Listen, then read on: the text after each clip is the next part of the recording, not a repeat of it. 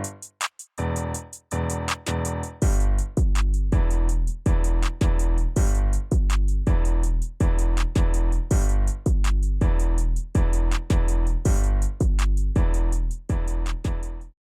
Slice of the Community is made possible by the support of the First Horizon Foundation. Hello and welcome to another episode of Slice of the Community. I'm your host, Jerome Moore, and today we are joined by Council Member at Large and Tennessee's first transgender elected official, Olivia Hill. How you doing? I'm doing wonderful. Thank you so much for having me here. Nah, it's always good to see you, Olivia. We always have good conversations and good dialogue. Yes, we do. So, but now you're a council member at large. Yes. You know, so congratulations on that. Congratulations on that first. What is life like at this particular now? Like right now, what is life like as council member at large? Oh gosh, it's amazing. I'm meeting so many people and connecting with so many different departments and things like that. It's just, it's wonderful. I really kind of thought after the race that things might slow down, but they've actually gotten busier. Really? No way. But I operate best in controlled chaos. So when things are really busy and really hectic is when I do best. When I retired from Vanderbilt, I was working an average of 60, 80 hours a week. So, you know, sitting around at home is not my gig. It's not something that I enjoy doing. So I love connecting with people. I love being able to get the emails and talk to folks and be able to help with problems. It gives you a huge sense of accomplishment when somebody says, my trash didn't get picked up, or there's a pothole out there, and you're able to report back that that was taken care of. What does that mean to you being the first official elected transgender? Well, like when you hear that out loud, like how does that hit you to think that you're the first in Tennessee? To be honest with you, I really kind of moved past that because I really ran this whole race as a qualified human, right? For the right to sit at the table. I didn't run as a trans woman. I didn't run as the first trans woman. I didn't run as a woman. I ran as a qualified human to sit at the table to get the job done that needed to be done, which is what it really should always all be, but it's not always that way. And so I kind of look past that a little bit because I feel like that's not why Nashvillians elected me. They didn't elect me to be the first trans woman. They elected me because I have the experience to fix the broken infrastructure in Nashville, and that's my whole goal in life. Let's talk about your background and journey a little bit of because of course the transgender is part of your identity, right? It's who you are. But that wasn't always the case. Right. And so can you walk us through a little bit just your background and journey and kind of what got you inspired to want to get into politics in the first place? Well, I'm a native Nashvillian. I'm a fifth generation Nashvillian. Yeah, me too. We right there together on that, yeah. Let's stick together. Yeah, absolutely. I went to Hillwood, and then after I got out of school, I joined the Navy. I served 10 years in the Navy, where I did 3 deployments, 2 of which in the Persian Gulf, and I saw combat in Desert Storm. And then after 10 years, I got out and came home to Nashville, and I got a job working at Vanderbilt University at the power plant. I started out at the bottom, shoveling coal and pulling ash from the boilers, and I worked my way to the top. Along the way, I held every single position in my department. By trade, I'm a plumber, pipe fitter, welder, high voltage electrician, diesel mechanic, jet engine mechanic, boiler specialist, steam turbine specialist, and control specialist. And so that's part of why I ran for at-large, because I felt my expertise could better serve the entire community. But how I got involved in politics was I was not prepared when I transitioned for what was going to be the outcome. After I had all my surgeries and I came back and I kind of pushed myself out into the community, I really tried to be prepared for any of the transphobia that I would have. And I had very little. Almost every single person accepted me as a woman and treated me 100% as such. Honey, why don't you go sit in the office? This is men's work. Or mansplaining. People, I've never pre-transition had a man come up to me in public and correct me. You know, you shouldn't be running your car while you're pumping gas, or you can't park there, or you shouldn't do this, or you should do that. I've never had anybody in public. And so I really got heavily involved in women's rights.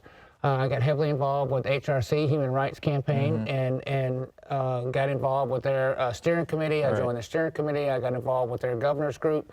And I got so involved that they invited me to the annual convention in D.C.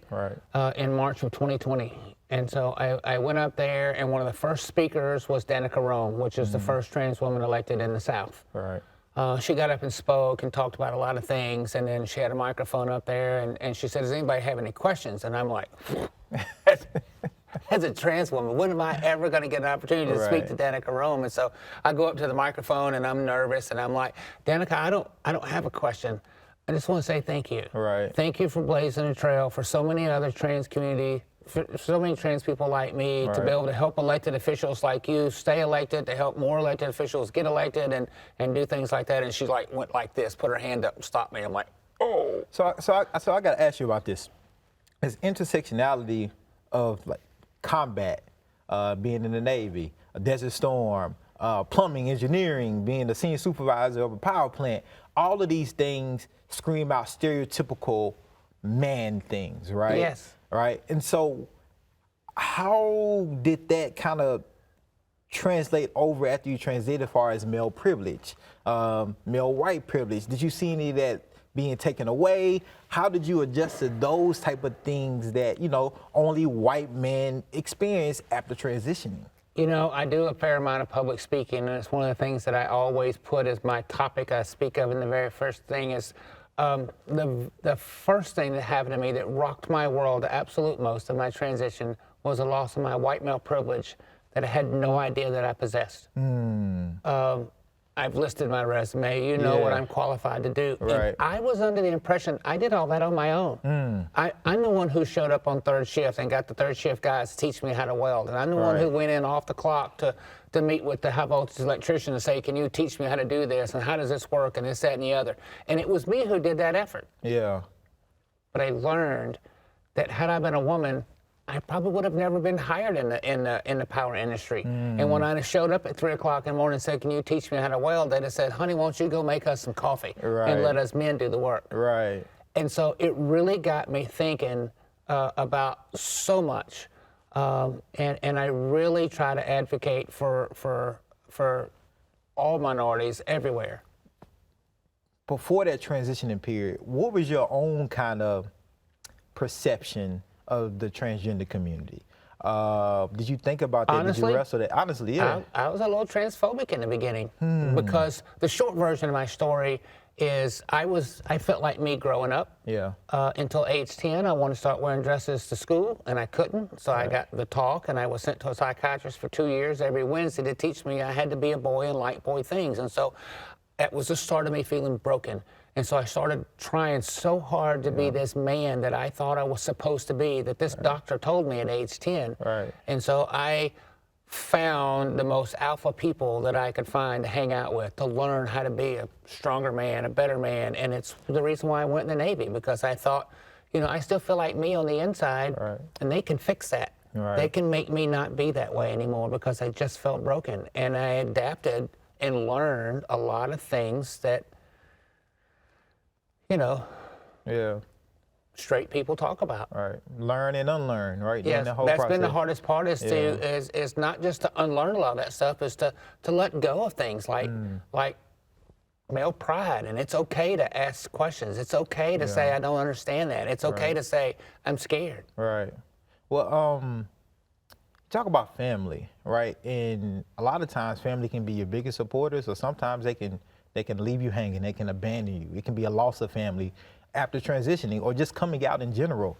Did you face any of that, or was that a part of your transition, a part of your journey up until this point? You know, I usually try to skirt around this because I lost everything. I lost my family. I lost my friends. I've lost friends that I've had since high school. I've lost both of my adult children. Both of my children have kids. My son has 3 daughters, and my daughter has a son. And I have a dad that lives in East Nashville, and I've got family that have just moved away. And it's not all just negative. Right. And what I tell people is stop and think for a second of what your greatest wish in the whole world is. And imagine what that could possibly be, whether that to be CEO of some amazing company, own your own island, to be a billionaire, to own your own show, whatever. Imagine what your greatest wish is. Yeah. And imagine how you would feel tomorrow if you woke up and that wish came true. Mm-hmm. And that's what it's like for me every day, because Wow. I've wanted to be me for 50 years. Yeah. And I get to be me. And I paid a heavy price. I lost my career, I lost my family, I lost my friends. But I get to be me. Have you had any conversations, especially with the intersectionality with your Navy combat, with being a veteran, right? What are those kind of conversations with those constituents in the community that, you know, say, hey, like, this is something maybe I want to transition into too as well, but I'm a veteran or I'm currently in the service. Have you had those conversations? Yeah. Or have you been able to let your light shine, allow other people to let their light shine too? I be do themselves? stuff with the VA. I go to different veterans groups. I work with Operation Stand Down. Yeah. And I try to be an advocate to say, I'm here. Yeah. Come talk to me. If you have questions and you have concerns and you want to work through this, I tell everybody in the community like that if you just want somebody to reach out to and say hello, how do I do this? How do I get started? Right. You know, and I advocate for that. What, as far as getting started, you know, we're not in the most pro transgender state, being Tennessee. Now being in this capacity as council member at large here in Nashville, how can you see your role being more of like inclusive into politics, being a transgender woman in Tennessee and allowing other people to say, hey, you can do it regardless, but you definitely can do it even if you are transgender? Well, the biggest thing that I concentrate the most on, and I feel like I've got an awful lot of eyes watching me, is I just there to do my job. Yeah. And I work on utilities and infrastructure, and I've been going around meeting with all the different department heads and the steam plant downtown. I've walked the tunnels under Broadway up to 7th Avenue. I've met with the folks at Metro Water and stuff like that. And I really want to just do my job. Yeah. And by doing so, people will go, okay. Yeah. She's trans, but so what? Right. She's doing the work. Right. And it proves that we're just plain old people. We don't have horns in a tail. We're not something weird. We're nothing.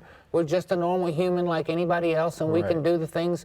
And so I think the biggest thing that I can do is just do my job and do what I was elected to do. Right. And that's fix the broken parts of Nashville. And by doing so, it's going to give representation to the trans community that they can say, like, she's doing that. Right. And she's not running around going, I'm trans, I'm the first trans, I'm this, I'm that. I'm just like, so, you know, the infrastructure is broke. Right. We need to fix that. Because I think in those positions, right, people are either going to work with you, right, and see that you're doing the work and say, Olivia's doing the work, let's make it happen. Or they're going to use your transgender identity as a reason not to work with you, right? You know, and so many people, there's been quite a few people that have done that, and it was like, well, but you're trans, or you're this, and they're like, and I was like, that's true, but this water line is too small, and we need to fix this water line. It needs to be upsized, and we need to make sure that we do a study to find out everything that's on this water line, that we upsize this water line to be sufficient for what's going to supply things for the next 15 to 20 years. Right.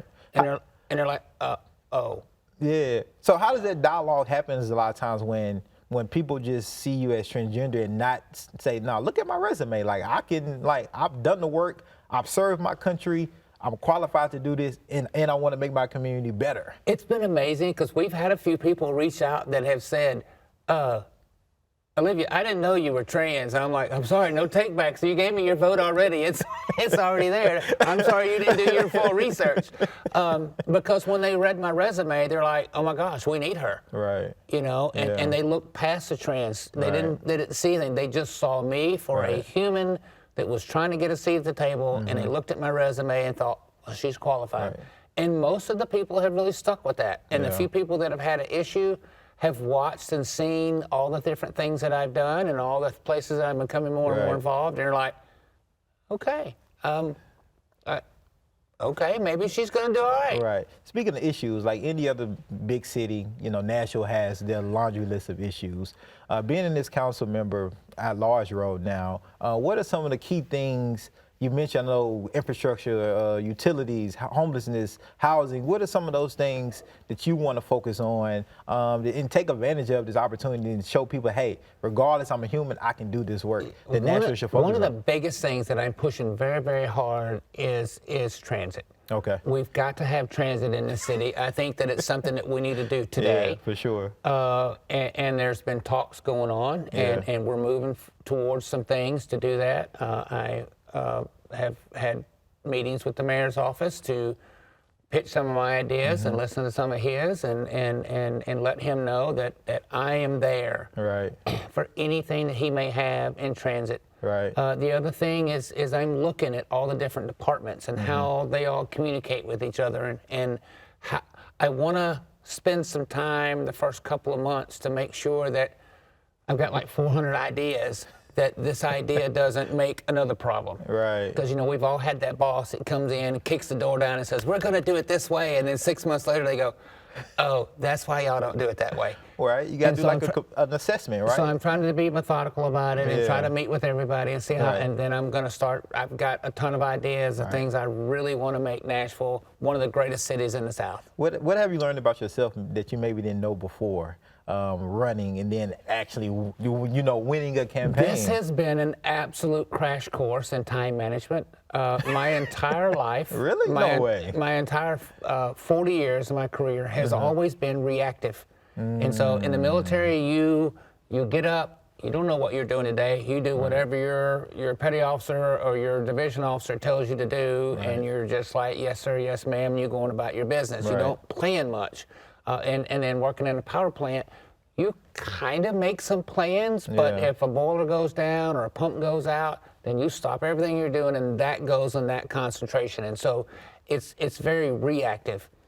Now the role that I'm in is very proactive, and so now I'm making meetings with people in March and in February, and I'm doing things, and I'm looking ahead and making plans and doing things, and so that's a different way of looking at everything, and I'm learning so much. I'm meeting so many great, wonderful people, and I ran for office, and I made my political calls. Almost every elected official told me two things.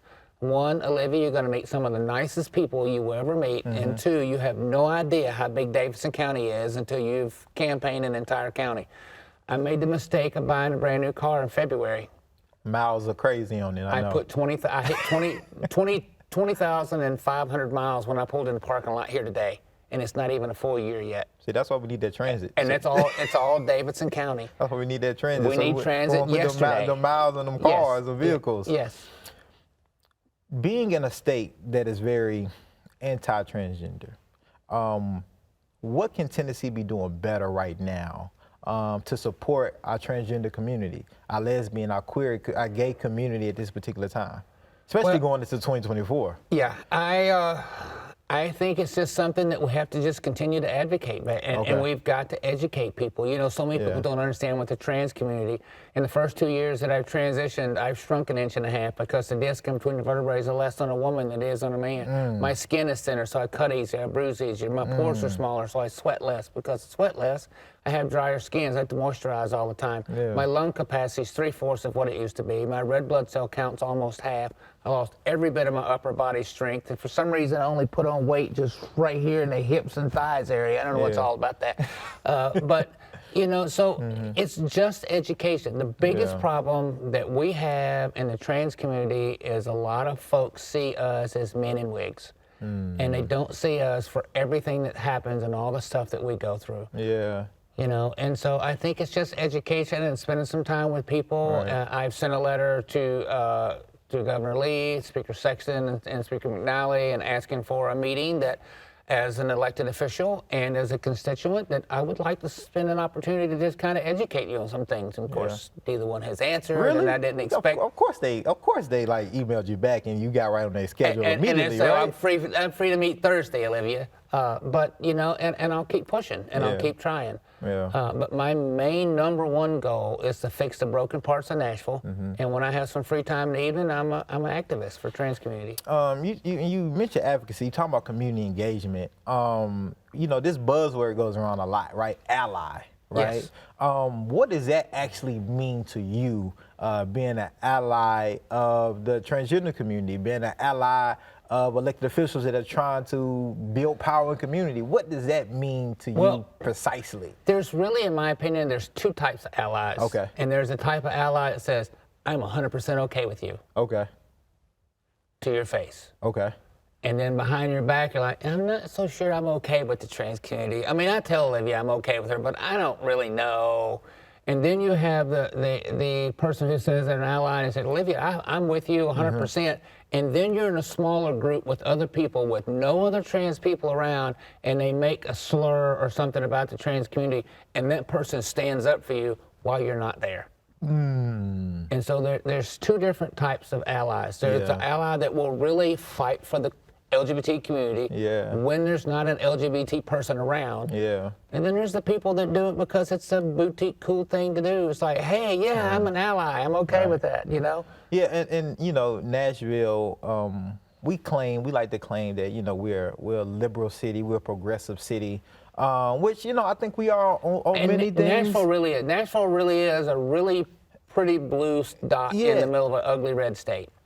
But it's the closed rooms though, and that's when I say you have to embrace diversity. You have to embrace trans. You have to embrace women. You have to embrace black people all the time, not just when it's easy and it's convenient, right? But when you're in those boardrooms, when you're in those smaller meetings with white men with power, right? Yes. That you know probably feel a particular way, might not be front facing or out in public with it, but you know you need to speak out. Are you willing to wish your privilege or your position to speak up for Jerome or for Olivia? And that's what I mean. Like, you have to prove it to me all the time, not just when it's the cameras and you get some glory behind it. It's like, Olivia, I'm behind you 100%. Good to see you. Let's take a picture together. Good to see you. And then you walk away and you're like, oh, I'm not okay with that. Yeah. Oh, and what I've heard is, you know, I'm really okay with you, Olivia. I think you're great. You're smart. You really can do the job. I'm not sure I'm okay with what you all are doing to the kids and stuff, but you're okay. I'm 100% behind you. What's a great conversation starter if you know it's holiday season? Disperse the lies that are out there. Almost no trans child is having any kind of surgery. Let's just get that out of the way. Number two, hormone blockers. They are just a pause button. They were originally invented for young girls to have, who started puberty just way too early, and they take the puberty blocker, say that maybe they started at 8 or 10 years old, and they took them for a couple of years, they stop, and then they continue on. And then you give a child at, say, 12 puberty blockers, and then at 18, they're like, maybe I'm not trans. Maybe I was just trying to get attention or whatever. You just stop taking the hormones, I mean the blockers, and you have puberty at 18 years old. There's no less side effects to that than there are just any other medication that's out there. People that may be watching or listening to this, you know, and some of those people may be feeling uneasy about this conversation, right? But they really, truly want to maybe unlearn some things and learn some things and maybe get rid of that transphobia that they may be wrestling with, right? What are the best ways for them to do that? Right? Well, is it reaching out and talking to someone from the community that they know or maybe not know? How do you, because that's something you have to wrestle with personally, you know, before you're transitioning and understand, like, I might be a little, you know, transphobia myself, but that's something you had to wrestle with. You know, I've met with an awful lot of people, and I used to run a trans support group for a while, and I've been around the community for a while. I've talked to an awful lot of people, and I've never met an LGBT person yet that didn't know that they were LGBT at 5, 6, 8 years old. Now, maybe it took them a while to come out. Maybe it took them a while to be brave enough to tell anybody. But almost every single LGBT person I've ever known knew that they were at that age. The other thing, real quick, is people that are left-handed. My daughter's left-handed, and I tried everything I could do from age 0 to 3 to get her to use her right hand. The whole world is all around right-handed people. Baseballs, gloves, writing, everything is around right-handed people. Honey, use your right hand. She's left-handed. She didn't get to pick that she's left-handed. That's just how she was born and how she was made. And I needed to be okay with that, and I was. So use that same philosophy. Versus somebody that might identify sexually the same as you. People think that being trans and being LGBT is a choice, and it's not. It's how we're born. It's like people are attracted to tall people. People are attracted to short people. You don't get to pick what you're attracted to. The future. Yes. What does that look like for you? You just, you know, couple months in, council member at large for Nashville, what are some things you're looking forward to in the future, just as a council person and as a person that just happens to be trans too, to amplify that and let people know, like, hey, like, you could do this work, and if you are trans and want to do this work, reach out. Like, let's figure this out. I really just want to concentrate the best I can to make Nashville one of the greatest cities in the South and fix the broken parts of it and put my efforts in that. And by doing stuff, that elevates the entire trans community in this state. Because when people say, see, she's trans, she's doing a normal job. She's not waving her flag saying she's trans. She's not saying I need any extra attention. She's just a human doing a human job, being a human. Right. Any last thoughts, Olivia? I want to give you the last word. Anything that you just want to, leave people at home with to extrapolate on that we didn't touch on, and just want to give you that moment. I appreciate that, but I just want to say thank you for having me here and the opportunity to be able to explore these things and hopefully the people that have watched have learned and grown a little bit. Because I think that's the biggest problem. The most of the hate that we have seen has been for lack of education. It's not been real hatred, and once people learn, they're usually like, oh, okay, I understand now. All right. Well, Olivia, I appreciate you. And got to have you back. I hope so. For sure. And I appreciate y'all for watching another slice of the community. And I'll see y'all next time.